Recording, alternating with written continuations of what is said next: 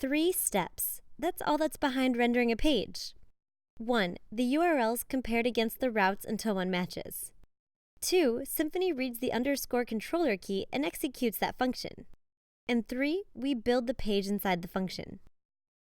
The controller is all about us. It's where we shine. Whether the page is HTML, JSON, or a redirect, we make that happen in this function. We might also query the database, send an email, or process a form submission here.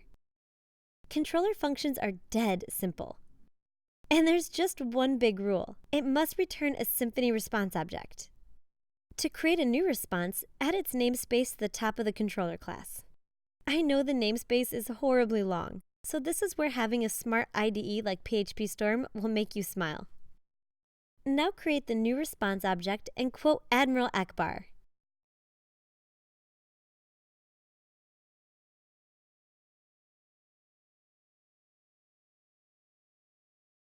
And as you can see, our page has the text and nothing else. Again, controllers are simple.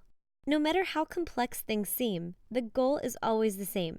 Generate your content, put it into a response, and return it.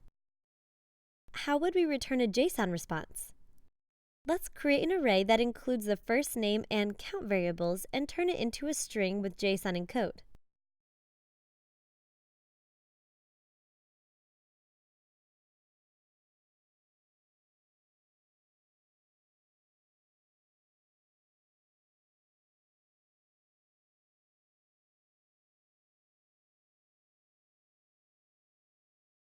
Now it's exactly the same as before. Pass that into a response object and return it. Now our browser displays a JSON string. Wait, there is one problem.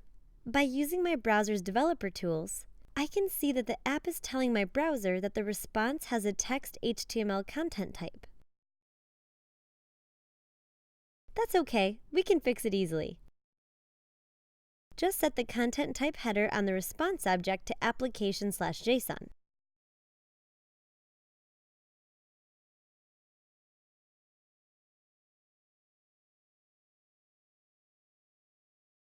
Now when I refresh, the response has the right content type header. I know I'm repeating myself, but this is important, I promise. Every controller returns a response object, and you have full control over each part of it. All right, time to celebrate. You've just learned the core of Symfony.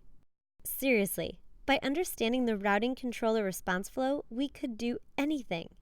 But as much as I love printing Admiral Akbar quotes, life isn't always this simple.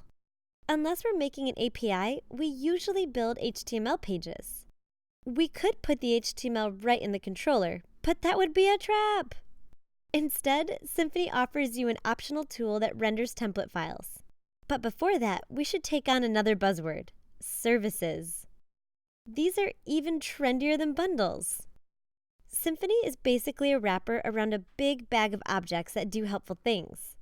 These objects are called services, a techie name for an object that performs a task. Seriously, when you hear service, just think PHP object. Symfony has a ton of these services. One sends emails, another queries the database, and others translate text and tie your shoelaces. Symfony puts the services into a big bag called the mystical service container. Okay, I may have added the word mystical. It's just a PHP object. And if you have access to it, you can fetch any service and start using it. And here's the dirty secret. Everything that you think Symfony does is actually done by some service that lives in the container. You can even tweak or replace core services, like the router. That's really powerful. In any controller, this is great news because, surprise, we have access to the mystical container via this container. One of the services in the container is called templating. I'll show you how I knew that in a bit. This templating object has a render method on it. The first argument is the name of the template file to use, and the second argument holds the variables we want to pass to the template. The template name looks funny because it's another top secret syntax with 3 parts. First, the bundle name, Second, a directory name. And third, the template's file name. This looks like the underscore controller syntax we saw in routes, but don't mix them up. One points to a controller class and method. This one points to a template file. Open up the template. Welcome to Twig, a curly little templating language that you're going to fall in love with. Right now, just get fancy by adding a strong tag.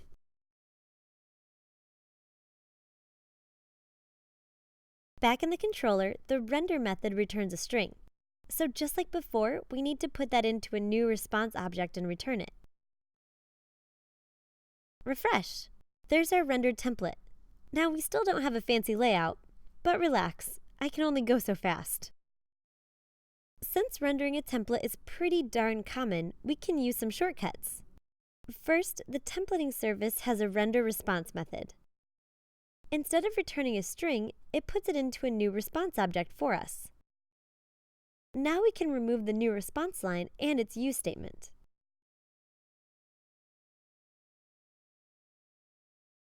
Better. Now let's do less. Our controller class extends Symfony's own base controller. That's optional, but it gives us shortcuts. Open up the base class. I'm using a GoToFile shortcut in my editor to search for the controller.php file. One of its shortcuts is the render method. Wait, this does exactly what we're already doing. It grabs the templating service and calls render response on it. Let's just kick back, call this method, and return the result. I'm sorry I made you go through the long route, but now you know about the container and how services are working behind the scenes. And as you use more shortcut methods in Symfony's base controller, I'd be so proud if you looked to see what each method actually does. Controllers are easy. Put some code here and return a response object. And since we have the container object, you've got access to every service in your app. Oh right, I haven't told you what services there are. For this, go back to our friend console and run the container debug command. It lists every single service available, as well as what type of object it returns. Color you dangerous. Okay, on to the curly world of Twig.